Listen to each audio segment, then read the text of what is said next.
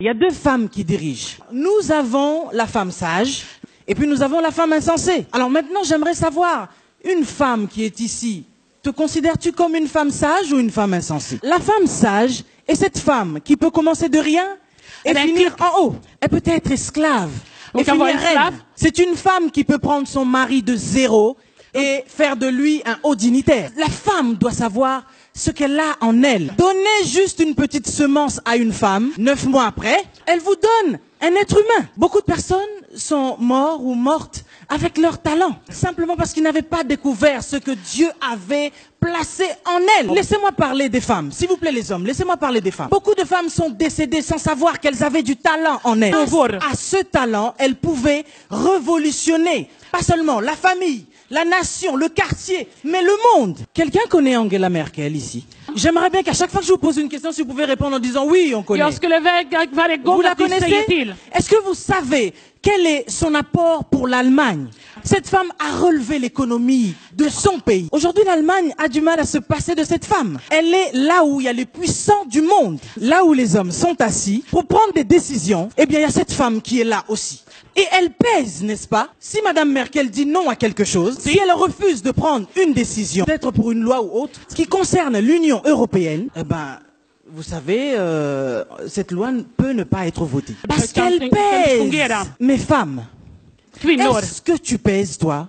Est-ce que tu pèses, premièrement, dans ta maison? Si tu ne pèses pas dans ta propre maison, si tu ne pèses pas dans ta famille, comment pourrais-tu peser dans ta nation? Comment pourras-tu peser dans le monde? Tu dois avoir quelque chose pour peser.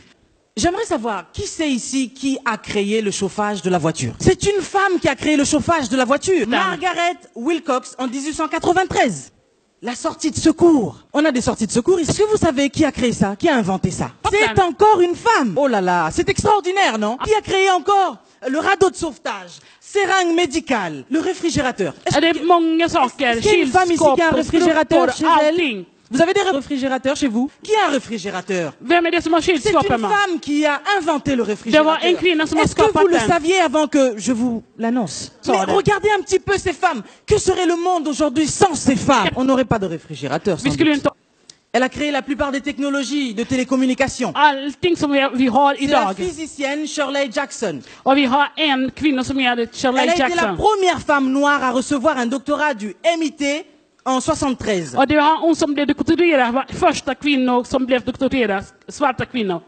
Et grâce à elle, aujourd'hui, on peut avoir des téléphones, des gilets pare-balles. C'est encore une femme qui a créé ça. Le lave-vaisselle, c'est encore une femme qui a créé ça. La vidéosurveillance, c'est encore une femme qui a créé ça. Il y a tant de choses que les femmes ont créé, ont inventé. Mais j'aimerais qu'une femme puisse me dire là, qu'est-ce que ces femmes qui ont inventé toutes ces choses, qui ont changé le cours de l'histoire aujourd'hui, ont-elles, parce que la plupart sont décédées, ont-elles eu de plus que vous?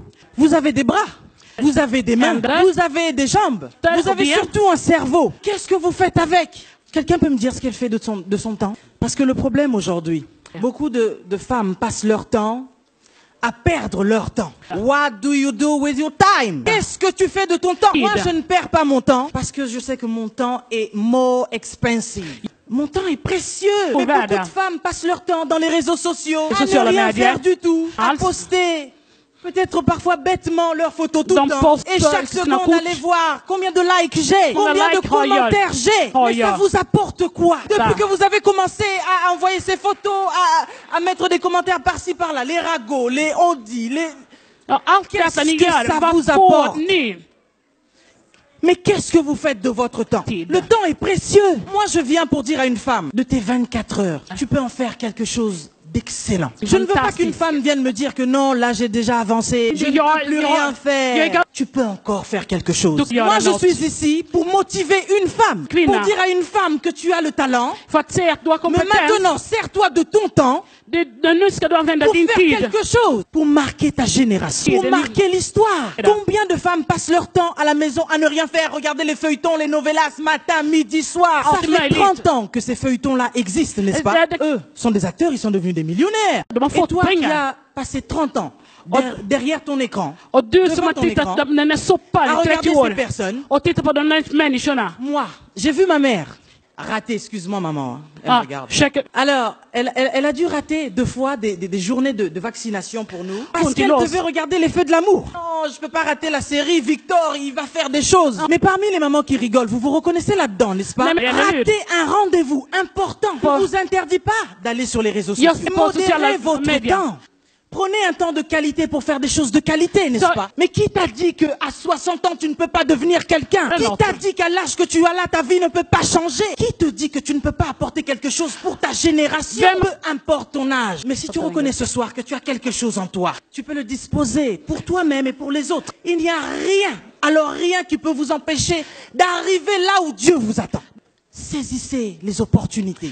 Et surtout, informez-vous. J'ai parlé de la chance que nous avons ici en Europe. Parce qu'en fait, il y a des formations gratuites partout. Que personne ne vienne me dire, oui, mon âge est avancé, j'ai plus la tête encore à aller étudier. Mais tout dépend de ce que tu veux. Est-ce que tu veux garder la position de médiocrité ou alors tu veux avoir une position meilleure? Dieu ne descendra pas du ciel pour faire les choses à votre place. Tu peux prier matin, midi, soir. Mais ce que tu dois faire, tu dois le faire toi-même.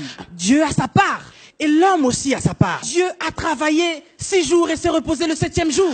Mais beaucoup de femmes, elles travaillent 1 journée, 2 jours.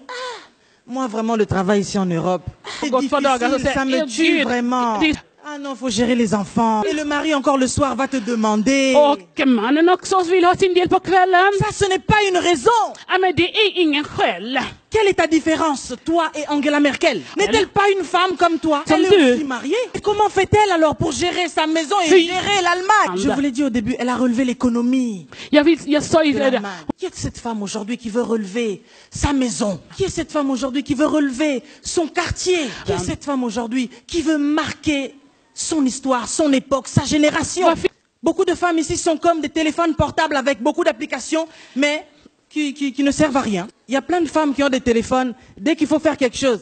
Hé, Junior, viens un peu me montrer ici, comment on envoie le texto là? Comment on fait pour aller sur YouTube au 21e siècle? Vous ne savez pas utiliser un téléphone portable. Aujourd'hui, le téléphone portable dont je parle, c'est toi, femme! Comment est-ce que tu ne sais pas utiliser le potentiel que Dieu a placé en toi? Tu es plus qu'un téléphone portable. Tu as tellement d'applications en toi. Saisis l'opportunité. Et lève-toi maintenant.